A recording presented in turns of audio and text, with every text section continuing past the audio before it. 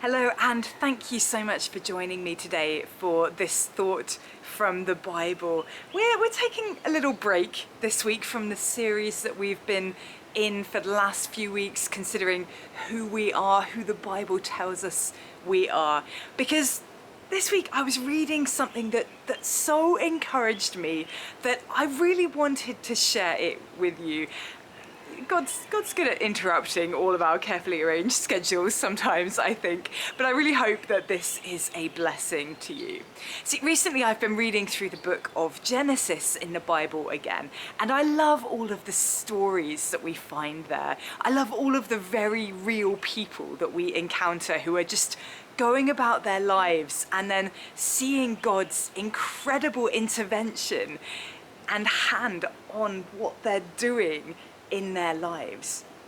A man called Abraham was told by God that he was going to become a great nation through whom all other nations would be blessed.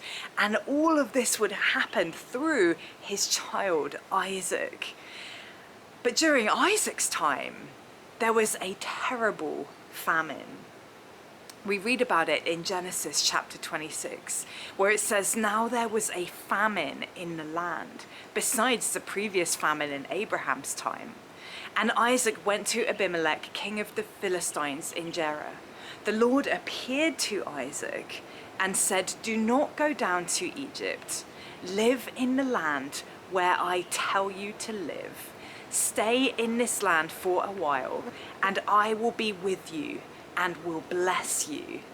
For to you and your descendants I will give all these lands, and will confirm the oath I swore to your father Abraham.'" So Isaac finds himself in the midst of a very challenging situation. And I think actually in this passage we can identify three specific challenges that Isaac faced in this time of his life. The first of which was not to run away. Now, for a nomadic people, and Abraham and Isaac's children, they lived in tents. They didn't have a settled residence. They didn't have nice houses and a city that they were living in. For a nomadic people group like that, the easiest thing in the world when famine strikes would be to pack up your tents, load everything on your camels or donkeys or whatever you have, and find somewhere where the conditions were better. It's exactly what Abraham did when he was faced with his own famine. He packed up everything in his family and he moved to Egypt, which, caused all kinds of problems with putting his wife in danger, but we're not going to go there today. We're looking at Isaac. But God specifically told Isaac, "Stay where you are. Don't leave. Stay where you are, because I am going to bless you in the place of difficulty." See, God doesn't say anywhere in that account that he speaks to Isaac that it's going to be easy living through a time of famine. But he says, stay put, stay here, stay where you are. I'm going to bless you through the hardship. When the going gets tough, when situations seem like they're going to be really hard, I think our first instinct can be to run away, to put some distance between us and that thing that is difficult in our lives. Our first instinct can be to ignore that little voice of God telling us that we are in the right place as we look for the path that seems a little bit easier for us. And I'm not saying that God will never tell you to move on. There will be times in your life where God specifically says, right, okay, it's time to shift. It's time to change position. But if God's not saying that to you, if he's told you to stay in the situation where you're in, or he's not told you yet to move, then you need to stay where you are, even if it looks hard right now. The second challenge, I think, for Isaac in this time of famine was getting started with the work that he needed to do. So if you read further down in this chapter in Genesis, something absolutely amazing happens. We read that Isaac planted crops in that land, and the same year of famine, reaped 100-fold because the Lord blessed him. In a time of famine, in a time where nothing would grow, Isaac reaped 100 times what he planted. That is absolutely incredible. It is mind-blowing. It is a huge miracle. And it's easy to go into this story remembering that little detail and forgetting that Isaac did not know that this was going to happen. Yes, God had said that he would bless him, but that didn't necessarily mean this kind of miraculous result, right? That could have been a blessing down the line. It could have been a blessing for his children. It didn't mean an immediate response to the desperate situation that he found himself in. Isaac did not know what was going to happen. Now, I've always read this account thinking that it is a wonderful story of God's provision in our obedience, which it is, of course. But this time I really put myself in the shoes of Isaac, and I wondered how difficult it must have been for him to get started with planting that seed.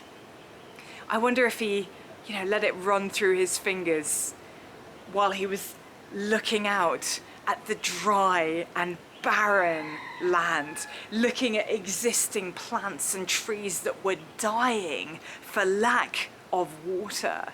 And I wonder if he thought to himself, what's the point? What's the point in planting this seed? Nothing is ever gonna grow from it. Have you seen this land? It is impossible. What's the point in starting that new project? It's never gonna amount to anything. It's never gonna be successful. What's the point in starting that new ministry? No one's gonna be interested in it. Other people have tried. It's always failed. What's the point? What's the point in having that conversation about God? The ground is too dry. They are not going to listen to what I have to say. You get the picture, right? At some point in our lives, all of us are going to look at ground that doesn't look ready. We're going to look at ground that looks barren, and we're going to say, what is the point?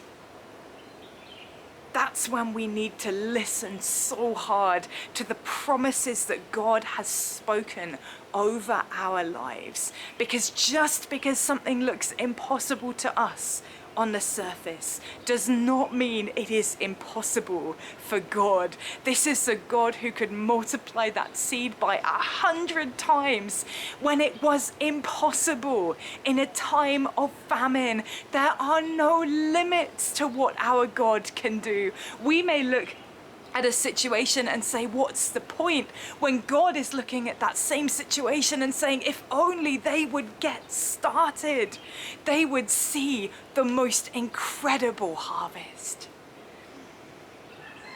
Isaac, he had to fight the temptation not to run away from the hardness of the situation he was facing. He had to fight the temptation simply not to bother when the outcome looked so unsure. But thirdly, he also had to carry on. He had to keep working when it was not easy, when the ground was hard and he had to plow that ground anyway, when it was hot and the sweat was dripping off him and the effort was intense and the outcome looked unsure. he still had to do the work that needed doing. If it feels like a challenging season right now, that's okay. I understand. I've been going through one of those myself lately. If it feels like a lot of effort just getting up in the morning and doing normal life right now, that's okay. Sometimes it is hard. Sometimes the work is not easy, but keep on going. Keep sowing that seed. Keep plowing that ground. Stay in the place where God has told you to be. There is a harvest coming. There may be areas in our lives where it does seem impossible for us to make progress.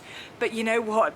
What seems impossible with man is possible with God. With God, all things are possible. And that is good news for us today when we find ourselves in that dry and barren land and we keep on trying and we're not sure if we will ever see an outcome. All things are possible with God. Keep going. God is with you in this season. Thank you so much for joining me for that thought from the Bible. I'll be back on Wednesday next week, either continuing that series or with something else, who knows. But we'll be back anyway, digging into this incredible book, exploring what God has to say to us today through his amazing word. I'll be back on Wednesday next week. I will see you then.